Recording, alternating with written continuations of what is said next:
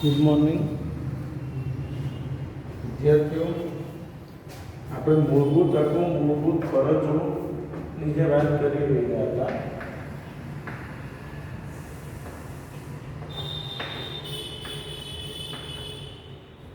એની અંદર સમાનતાનો હક, સ્વાતંત્ર્યનો હક, આ બે અધિકારો વિશેની આપણે વાત કરી હતી. હવે જે ત્રીજો અધિકાર છે, શોષણ વિરુદ્ધનો અધિકાર.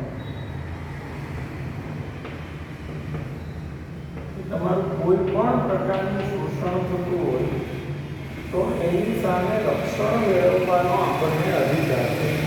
કે કોઈ પણ વ્યક્તિ દ્વારા તમારું કોઈ પણ પ્રકારનું શોષણ કરવામાં આવતું હોય તો એની સામે રક્ષણ મેળવવાનો આપણને અધિકાર છે. બરાબર છે? તો કોઈ પણ વ્યક્તિ દ્વારા કોઈ પણ પ્રકારે, બરાબર છે, કોઈ વ્યક્તિનું કોઈ બીજી વ્યક્તિ દ્વારા કોઈ પણ પ્રકારે શોષણ ન થાય એવા શોષણ વિહીન સમાજની સ્થાપનાનો મુખ્ય ઉદ્દેશ બંધારણનો છે. બંધારણનો ઉદ્દેશ શું છે?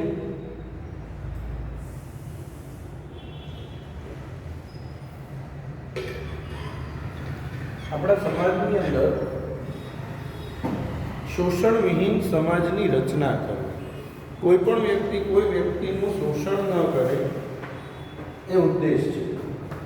કોઈ પણ વ્યક્તિનું બીજી વ્યક્તિ દ્વારા કોઈ પણ પ્રકારે શોષણ ન થાય એવા શોષણ વિહીન સમાજની સ્થાપનાનો મુખ્ય ઉદ્દેશ બંધારણનો છે. આ અર્થ દ્વારા સિદ્ધ થયો છે. મનુષ્યનો વેપાર.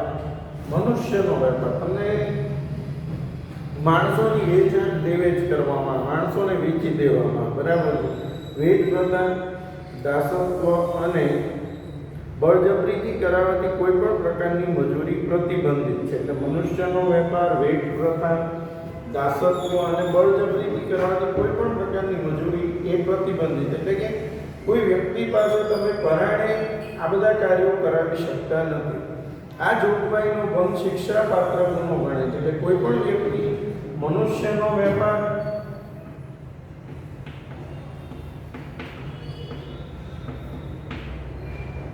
વેટ પ્રથા, ગયા લેક્ચરમાં વેટ પ્રથા વિશે કીધું હતું, દાસત્વ અને બળજબરીથી કરાવાતી મજૂરી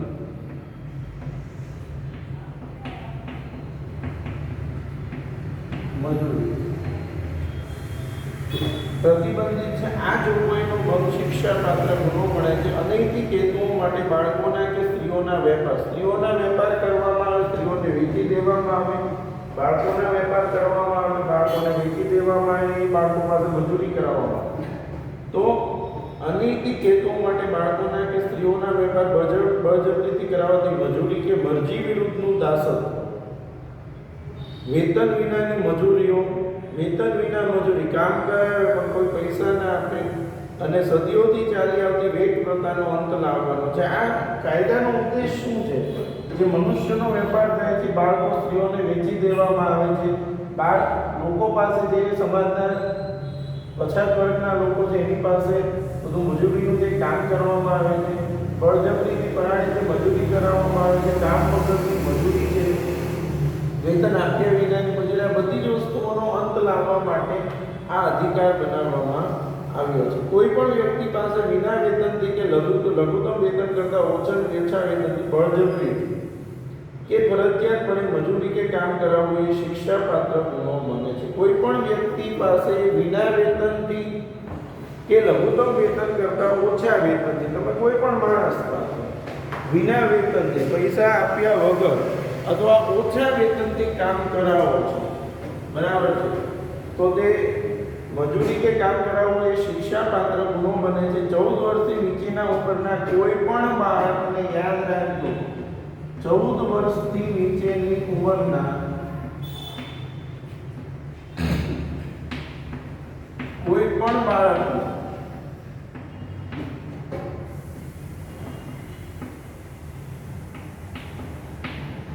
વર્ષથી નીચેની ઉંમરના કોઈ પણ બાળકને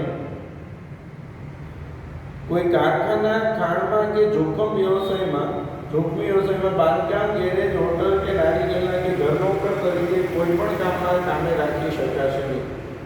બાળમજૂરી નાબૂદી કાનૂન હેઠળ એ શિક્ષાપાત્ર ગુનો જાહેર કરાયો. જો 14 વર્ષથી નીચેના ઉંમરના કોઈ પણ બાળકને કોઈ પણ કારખાનામાં, કોઈ હોટલમાં, કોઈ ગેરેજોમાં કે આવી કોઈ પણ જગ્યાએ કામે રાખી શકાતું નથી. કારણ કે 6 થી 14 વર્ષ સુધીના બાળકોને શિક્ષણ મફત મેળવવાનો અધિકાર છે અને 14 વર્ષથી નીચેની ઉંમરનું જે બાળક છે એ બાળમજૂર ગણાય છે. બરાબર છે.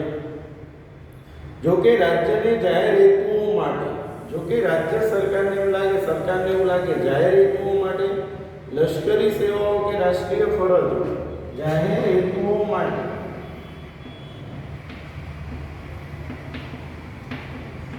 લશ્કરી સેવાઓ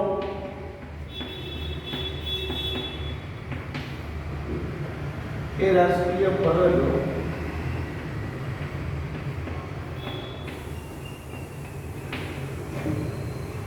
સમાજ સેવાના કોઈ ક્ષેત્રમાં ધર્મ, જાતિ, લિંગ, જ્ઞાતિ કે વર્ગના ભેદભાવ રાખ્યા વિના ફરજિયાતપણે વ્યક્તિ પાસે સેવા લેવાનો અધિકાર છે. બરાબર છે. જોકે રાજ્યને જાહેર હેતુઓ માટે લશ્કરી સેવાઓ કે રાષ્ટ્રીય ફરજો સમાજ સેવાના કોઈ પણ ક્ષેત્રમાં ધર્મ, જાતિ, લિંગ, જ્ઞાતિ કે વર્ગના ભેદભાવ રાખ્યા વિના ફરજિયાતપણે વ્યક્તિ પાસે સેવા લેવાનો અધિકાર છે. આ સેવા વેતન વિના કે સવેતન હોઈ શકે. બરાબર. હવે શોષણ વિરુદ્ધના અધિકાર પછી આવે છે ધાર્મિક સ્વાતંત્ર્યનો અધિકાર.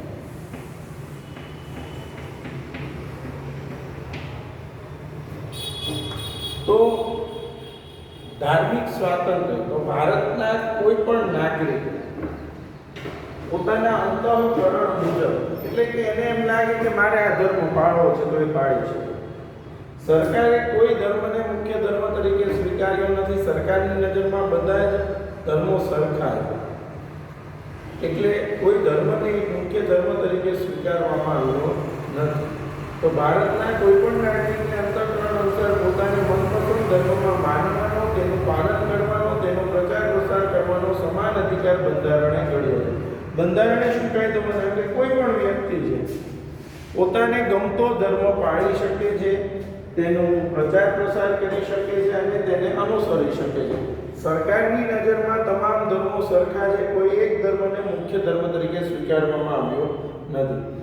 પરંતુ આ સ્વતંત્રતા જાહેર વ્યવસ્થા, નીતિમત્તા અને સ્વાસ્થ્યને બાદ ન આવે એ રીતે, એટલે જાહેર વ્યવસ્થા, નીતિમત્તા અને સ્વાસ્થ્ય, એનાથી સ્વાસ્થ્યને કોઈ નુકસાન ન થવું જોઈએ એ રીતે વાજબી નિયંત્રણોના આધીન રહીને ધાર્મિક સ્વાતંત્ર્યનો અધિકાર ભોગવવાનો છે. ધાર્મિક ક્રિયાકાંડો, પ્રાર્થના કે પૂજા કરવાના સ્વાતંત્ર્યનો સમાવેશ આમાં થાય છે. તમે ધાર્મિક ક્રિયાકાંડો કરો, પ્રાર્થના કરો, પૂજા કરવામાં કોઈ ઉપર કોઈ પ્રતિબંધ નથી. જે વ્યક્તિને જે ધર્મ પાળવો એ પાળી શકે અને પોતાના ધર્મનો પ્રચાર પ્રસાર કરી શકે, પણ એના લીધે સ્વાસ્થ્યને નુકસાન થવું જોઈએ નહીં. એ બધી વસ્તુઓની એમાં સાથે સમીક્ષા કરવામાં આવી.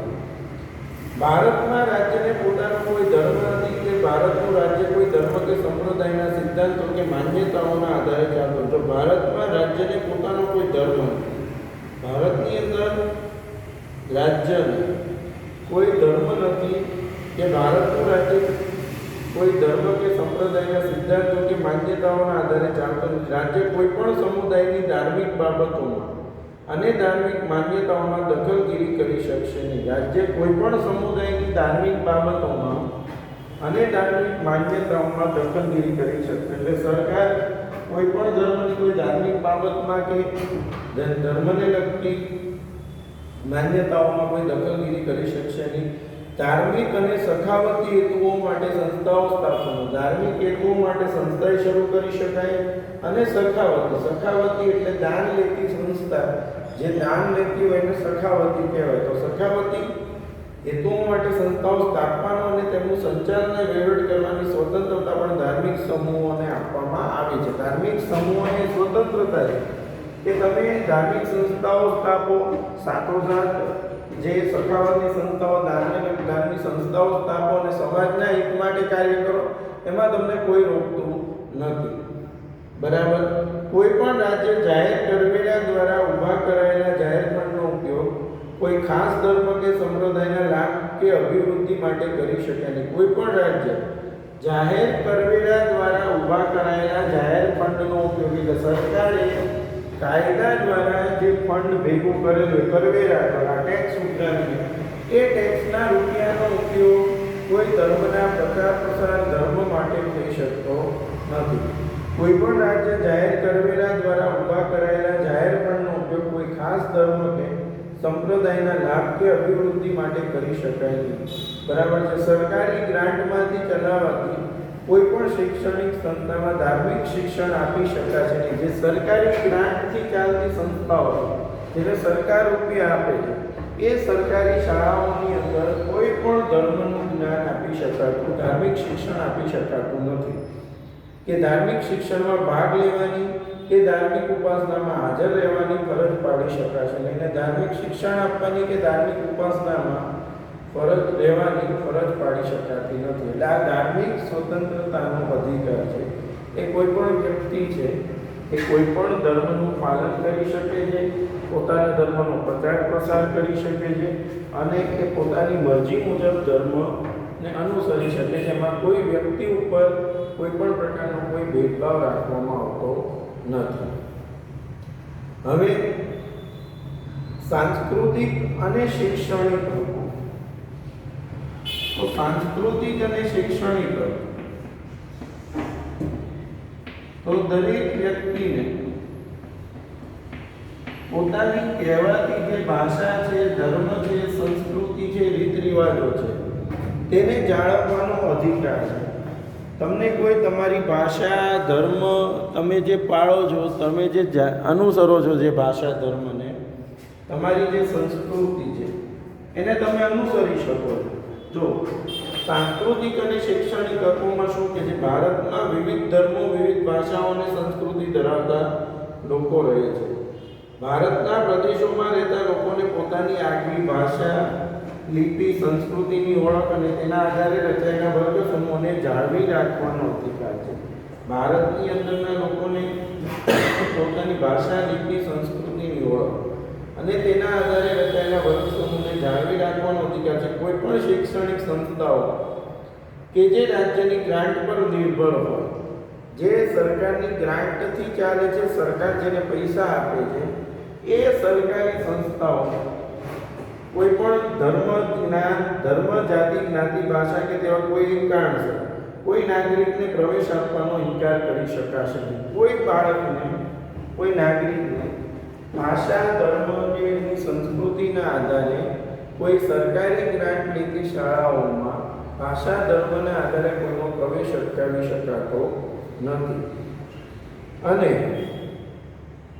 પ્રવેશ આપવાનો ઇનકાર કરી શકાશે નહીં. અને જો કોઈ ઉમેદવાર ચૂંટણીમાં ધર્મ કે જાતિ કે ભાષાના ધોરણે પોતાનો મત આપવાની અપીલ કરે, યાદ રાખજો, બહુ મહત્વનું છે, કોઈ વ્યક્તિ છે એ પોતાના ધર્મના આધારે, પોતાની ભાષાના આધારે મત આપવાની અપીલ કરે તો તે લોક પ્રતિનિધિત્વ ધારાની કલમ 123/3 હેઠળ ગેરરીતિ ગણાય છે.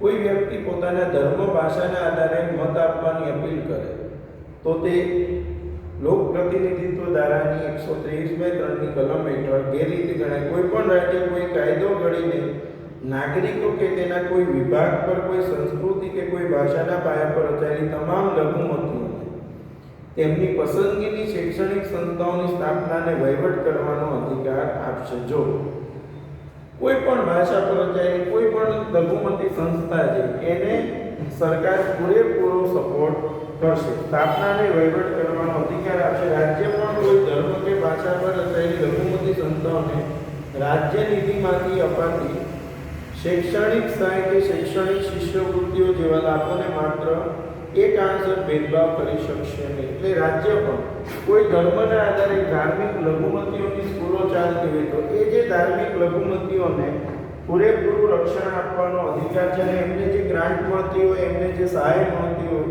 એ સરકારે આપવી પડશે. એમાં એની સાથે ભેદભાવ કરી શકાશે નહીં. આવી લઘુમતી સંસ્થાઓની મિલકતોનું ફરજિયાત સંપાદન કે પોતાના હસ્તક લેવાય છે તો રાજ્ય જરૂરી વળતર આપીને જ કરી શકે. આવી જે સંસ્થાઓ છે, લઘુમતી સંસ્થાઓ, એની મિલકતો જો રાજ્ય સરકાર લેવા ઈચ્છે છે તો એને એનું પૂરતું વળતર આપવું પડશે, પછી જ એને મિલકતો મળશે. આમ શૈક્ષણિક સંસ્થાઓના સંદર્ભે મહત્વપૂર્ણ જોગવાઈઓ બંધારણમાં કરવામાં આવી છે. અને બંધારણીય ઇલાજોનો હક.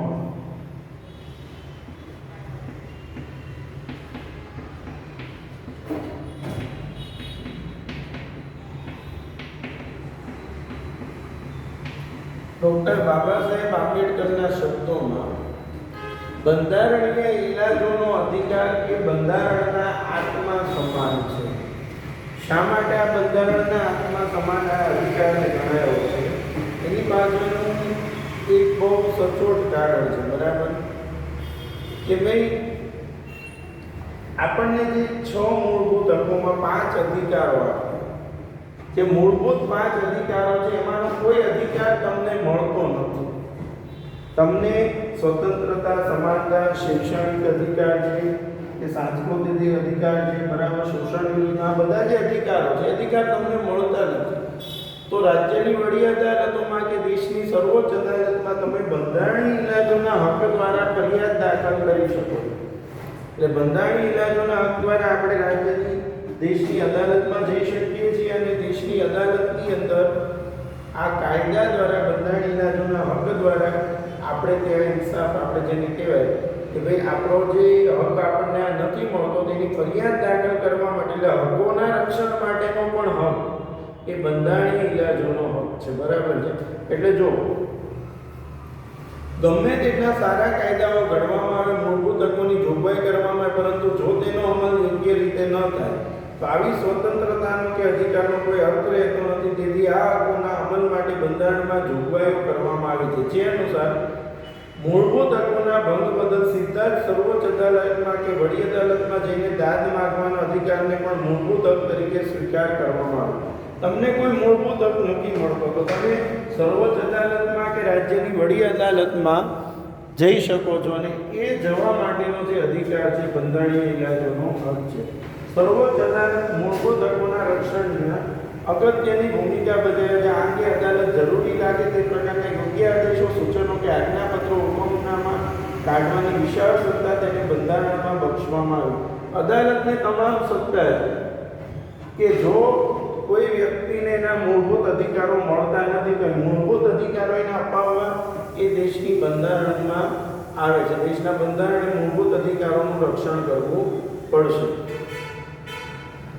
જેમ કે કોઈ વાંધો લઈ શકતું નથી, મૂળભૂત અધિકારોનો ભંગ થયાની કોઈ રાજ્યની ફરિયાદ કરવામાં આવે તો તેનો યોગ્ય ઉપાય કરવાનો સર્વોચ્ચ અદાલત માટે જરૂરી છે. જો કોઈ રાજ્યની ફરિયાદ આવે કે ભાઈ અમને મૂળભૂત હકો મળતા નથી તો તે માટે તેનો યોગ્ય ઉપાય કરવાનું સર્વોચ્ચ અદાલત માટે જરૂરી છે. ડૉક્ટર બાબા સાહેબ આંબેડકરે આ હકને બંધારણના આત્મા સમાન કહ્યું છે. સંસદ કાયદા દ્વારા આવા હુકમો બહાર પાડવાની સત્તા અન્ય કોઈ અદાલતને સુપ્રત કરી શકે છે, અને સંસદ પણ કાયદા દ્વારા આવા હુકમો બહાર પાડવાની સત્તા અદાલતને સોંપી શકે છે. મૂળભૂત અધિકારોનો ભંગ થતો હોય કે તેને સાથે અસંગત હોય તેવો કાયદો ઘડતા રાજ્ય વિધાનસભાને સર્વોચ્ચ અદાલત અટકાવી શકે. કોઈ એવા પ્રકારનો કાયદો ઘડવામાં આવે કે જે દેશના મૂળભૂત હકોનો ભંગ થતો હોય તો એ રાજ્યની વિધાનસભાને દેશની સરકાર, આ દેશની સર્વોચ્ચ અદાલત અટકાવી શકે છે. આમ આ કોઈ પણ નાગરિકને મૂળભૂત હકોના ભંગ બદલ અદાલતમાં જવાનો હક અને એ હકોનું રક્ષણ મેળવવાનો હક છે. આમ બંધારણમાં બક્ષવામાં આવેલા મૂળભૂત હકો ભારતીય નાગરિકો માટે ઉપલબ્ધ કરાયા છે. આ હકો સરકારો સામે આપવામાં આવ્યા છે. મૂળભૂત હકો બધા સમય માટે બધા નાગરિકો માટે ઉપલબ્ધ છે, પરંતુ કટોકટીના સંજોગોમાં જ્યારે કટોકટી દેશમાં સર્જાય, કટોકટી આપણે ભણેલા છે આગળના ચેપ્ટરમાં, તો ત્યારે આપણા મૂળભૂત હકો ઉપર બ્રેક લાગી શકે છે. ત્યારે દેશની બધી સત્તા દેશની સરકાર, રાષ્ટ્રપતિ પોતાના હાથમાં લઈ શકે અને ત્યારે તમને અધિકારો ન મળે એવું પણ બની શકે. પણ એ ત્યારે જ્યારે કટોકટી સર્જાય ત્યારે કોઈ પણ નાગરિકના મૂળભૂત હકો છીનવાઈ જાય તેવા કોઈ પણ કાયદાઓ રાજ્ય ઘડી શકતું નથી, ને કોઈ પણ રાજ્ય એવા કાયદા ન ઘડી શકે કે જેનાથી લોકોના જે મૂળભૂત હકો છે એ છીનવાઈ જાય. તમને જે અધિકારો મળેલા છે એ અધિકારો છીનવાઈ જાય એવા કાયદાઓ કોઈ રાજ્ય સરકાર બનાવી શકતી નથી. એટલે અહીંયા આપણે આ મૂળભૂત અધિકારો પૂર્ણ થયા. બરાબર. દરેકે આ 6 મૂળભૂત અધિકારો લખવાના છે અને તૈયાર કરવાના છે. બરાબર છે. આવતા લેક્ચરમાં આપણે મૂળભૂત ફરજો વિશે સમજીશું અને રાજ્ય નીતિના માર્ગદર્શક સિદ્ધાંતો. બરાબર છે. Thank you.